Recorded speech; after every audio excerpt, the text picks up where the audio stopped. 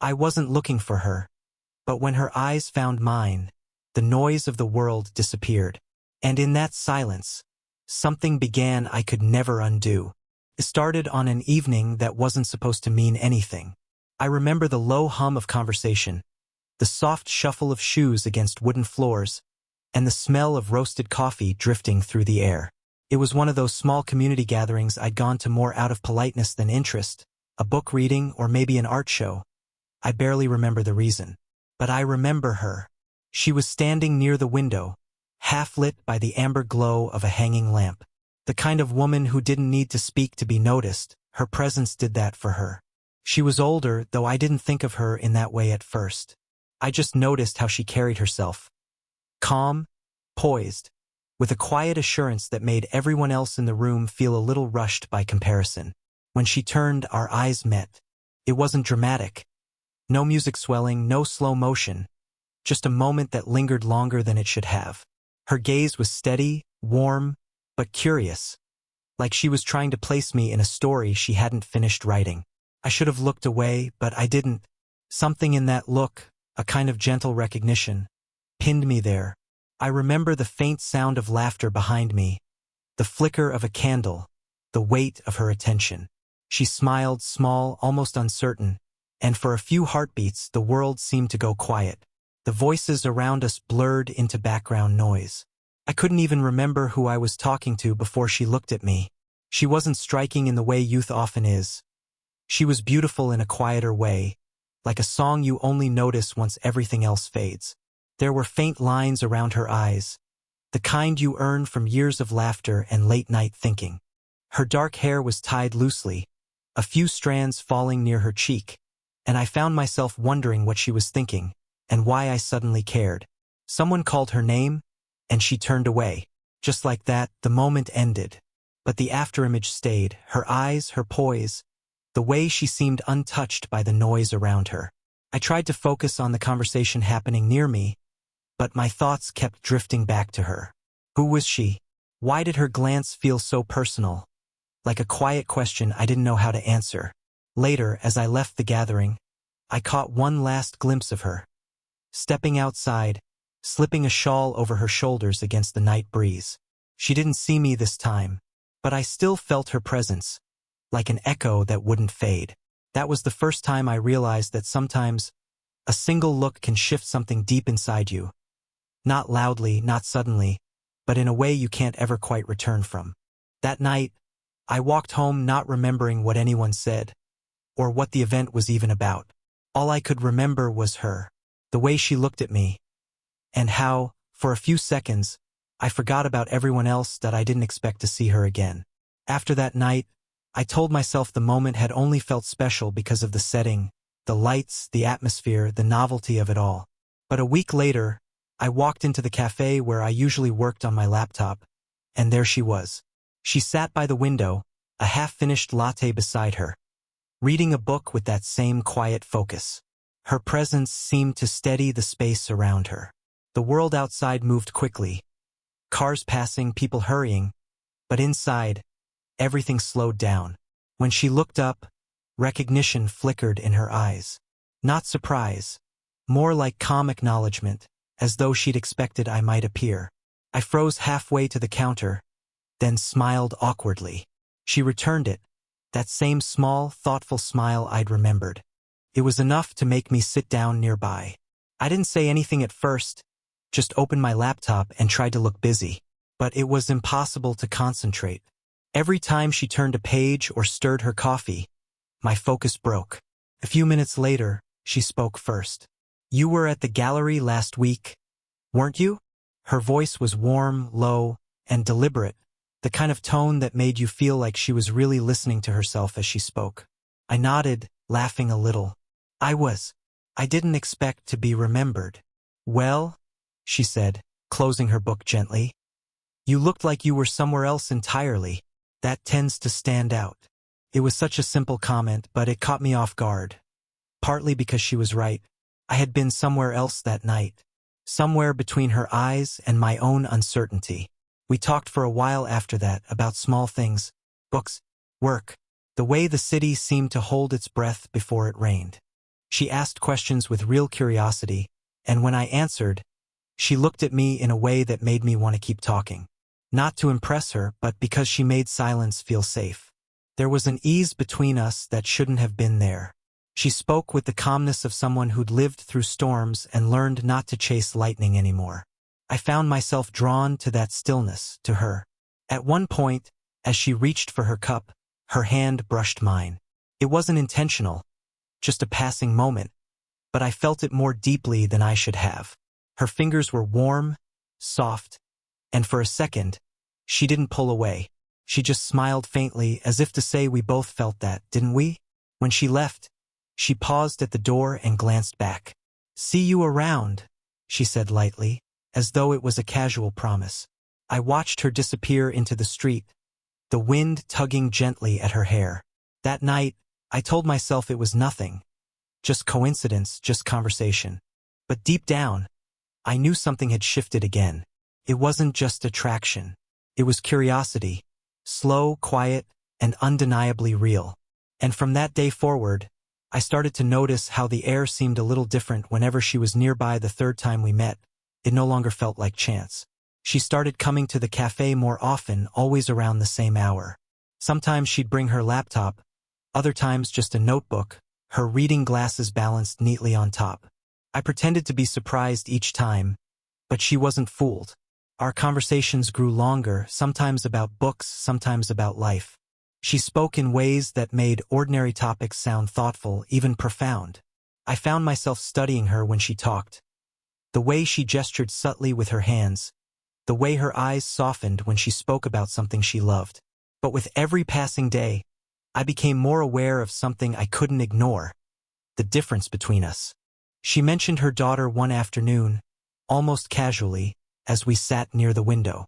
I remember the way she smiled when she said her name, that quiet pride only a parent could carry. For a moment, I saw her differently.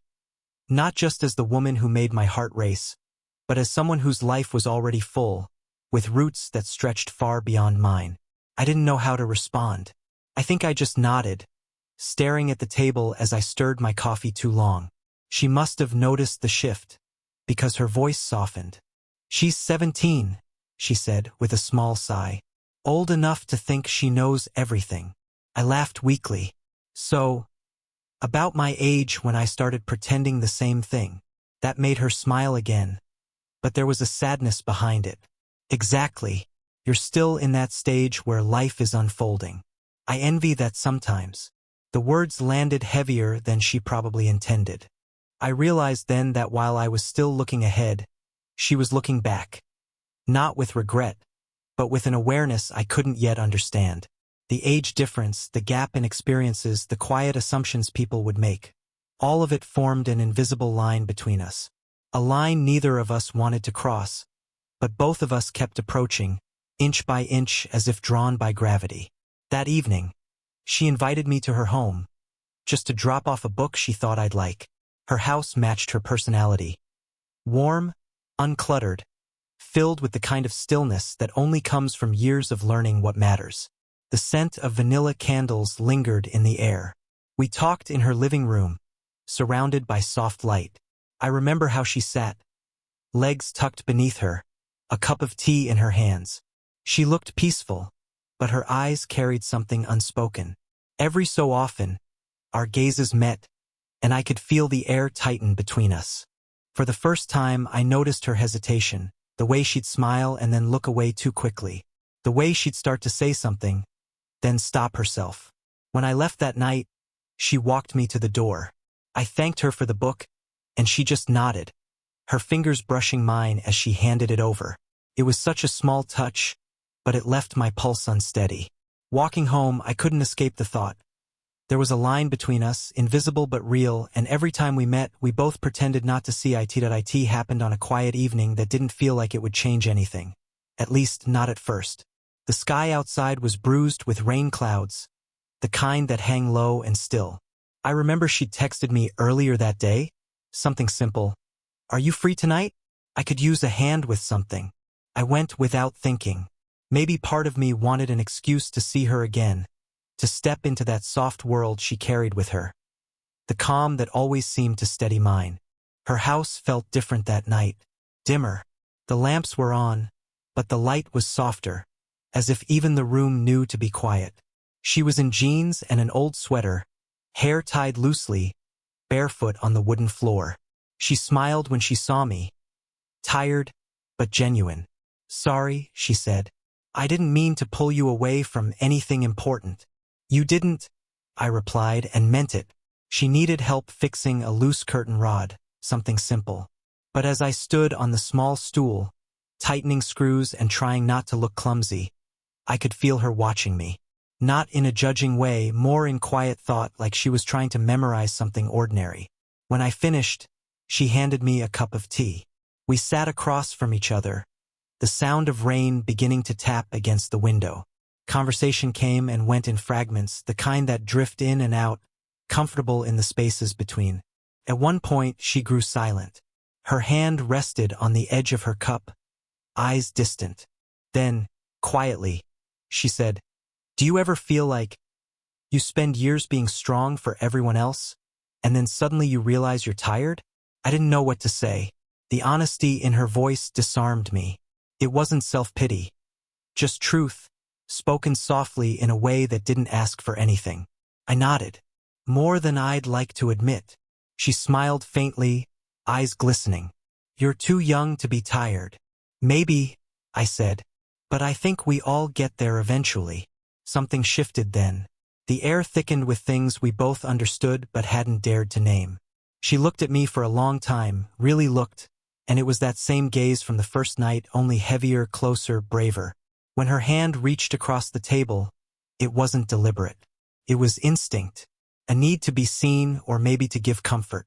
My hand met hers halfway, hesitant at first, then steady. Neither of us spoke. The rain filled the silence. Her fingers trembled slightly beneath mine, then stilled. I could feel her pulse, quick but fragile. She finally whispered, "You should go soon." I nodded but didn't move.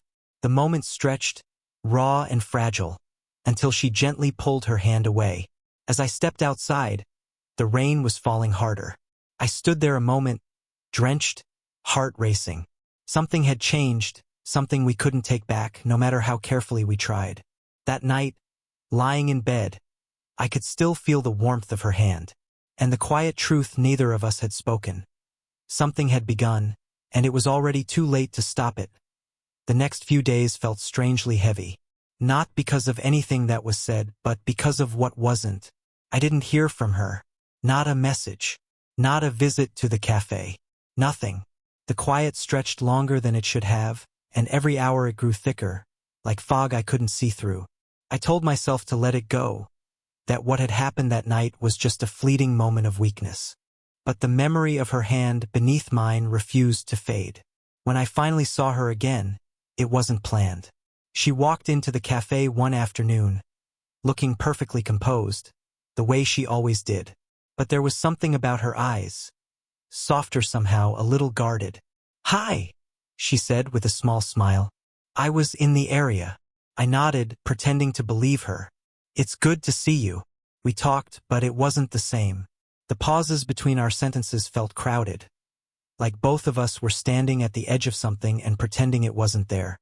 Her laughter, which used to come easily, sounded quieter, more careful. I wanted to say something, to ask what she was thinking, but I didn't know how to without crossing a line she was clearly trying to rebuild. When she left, she touched my arm lightly and said, "Take care, okay?" Two simple words. But her voice wavered ever so slightly, and that tremor said more than the rest of our conversation combined. That night, I sat awake replaying everything. The rain, the silence, the way she looked at me when she told me I should go. It hadn't been rejection, not exactly. It was fear, not of me, but of what we were becoming. She was protecting something, maybe her peace, maybe her reputation, maybe me. The following week, I saw her again. From a distance this time. She was with her daughter, laughing in a bookstore. They looked so close, so natural together that I didn't dare interrupt. But for a brief second, she noticed me. Our eyes met across the aisle. She didn't smile. She didn't frown either. It was something quieter, an acknowledgement, like two people silently agreeing to keep something sacred unspoken. I turned away first, pretending to browse. When I looked back, she was gone. After that, I tried to move on. I worked longer hours, met up with friends, filled my days with noise.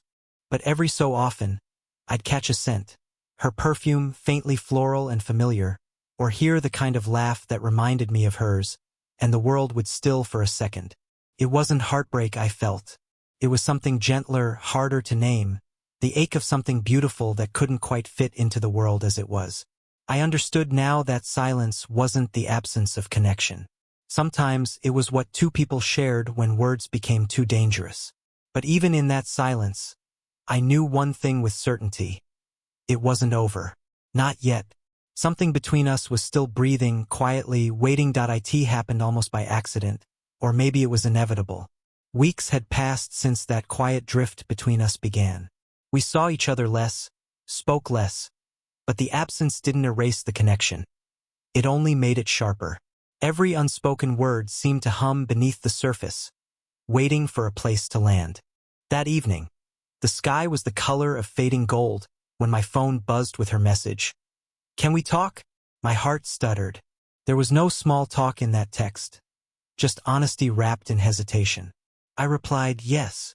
Her house felt different this time. The door was already open when I arrived, the faint sound of music echoing from the living room. Something soft and old, the kind of melody that fills the space without asking for attention. She stood by the window, half turned toward the light, wearing a simple cream blouse and a faraway expression. "I wasn't sure you'd come," she said quietly. "I almost didn't," I admitted. "But I think we both knew I would." A small, rueful smile touched her lips. "You always say the right thing without trying." We sat down opposite each other. The silence between us wasn't heavy this time. It was charged, expectant. Her eyes lingered on mine, and I saw everything she'd been trying to hide. The conflict, the longing, the exhaustion of holding something fragile too tightly. "I've been thinking about that night," she began, her voice low but steady. "About what happened, about what it meant." I swallowed hard. "So have I." She exhaled slowly, her fingers tracing the rim of her teacup. I told myself it was just a moment. Two people caught up in something that felt bigger than it was. But it wasn't, was it? I shook my head. No, it wasn't. Her eyes met mine then, not with surprise, but with relief. "I'm not supposed to feel this," she whispered. "Not for you. Not at this age, not in this way. I thought I'd outgrown whatever this is. But every time I see you, something quiet inside me wakes up." The words hung there, trembling and true. I leaned forward slightly, afraid to breathe too loud. "I don't care what it's supposed to be," I said. "I just know what it is." For a long moment, she said nothing. Then she reached out, hesitantly, her fingers brushing mine. This time, neither of us pulled away. Her hand fit perfectly into mine, familiar now, but no less electric. When she spoke again, her voice was softer, almost breaking. "What are we doing?" "Being honest," I said. The room seemed to still. Even the music felt distant. We sat there, two people suspended between fear and truth, and for the first time, neither of us looked away. She didn't say she loved me, and I didn't ask her to. But in that quiet exchange, it didn't matter. The confession wasn't in the words. It was in the silence that followed. The peace of finally being seen and not pretending anymore. That night, as I left, I knew nothing about our situation had gotten easier. But for the first time, it was real, and somehow that was enough. Some stories don't end with a decision, they end with understanding. Ours was like that. Not a breaking, not a beginning, just a soft acceptance of what we had become. After that night, things between us changed, though not in the way people might imagine. There were no grand declarations or promises whispered under the stars. Instead, there was calm, the kind that follows after a long storm, when you finally realize the rain has stopped. We met less often, but when we did, it was enough. Every moment carried a quiet gravity. She'd smile when she saw me, and that smile alone seemed to hold more truth than any words could. Sometimes we'd walk by the river at dusk, our hands brushing occasionally, never quite intertwining, but close enough to feel the pull. The air would smell of wet earth and jasmine, and the city's lights would shimmer in the distance like faraway memories. I remember one evening in particular, the last time we saw each other before everything quietly shifted into the past. She had invited me to a small community event where she was helping organize things. The place was lively, filled with people and laughter, and I remember thinking how effortlessly she fit into every space she entered. Everyone knew her, everyone admired her, and yet, when she saw me standing near the back, her eyes found mine instantly. That same look, the one from our very first meeting, returned. Time folded in on itself. For that brief, infinite second, it was as if we were the only two people in the room. Later, when the crowd thinned and the night air turned cool, we found ourselves outside beneath the soft glow of the streetlights. Neither of us said much. Words felt too small for the weight of what we carried. Finally, she turned to me, her expression gentle, almost wistful. "You've changed me," she said quietly. "You made me remember what it felt like to be seen. Not as someone's mother or colleague or friend. Just me." Her honesty ached in the best way. I wanted to tell her she'd done the same for me. That before her, I'd been searching for something I couldn't name. That she'd taught me how stillness could feel like home. But all that came out was a simple, "You'll always matter to me." She smiled, that calm, knowing smile of hers, and nodded. "And you to me." Then she stepped forward and placed her hand gently against my cheek. It wasn't a kiss, it didn't need to be. It was softer, deeper. A silent thank you, a quiet goodbye. When she pulled away, she looked at me one last time, that same look that had started everything.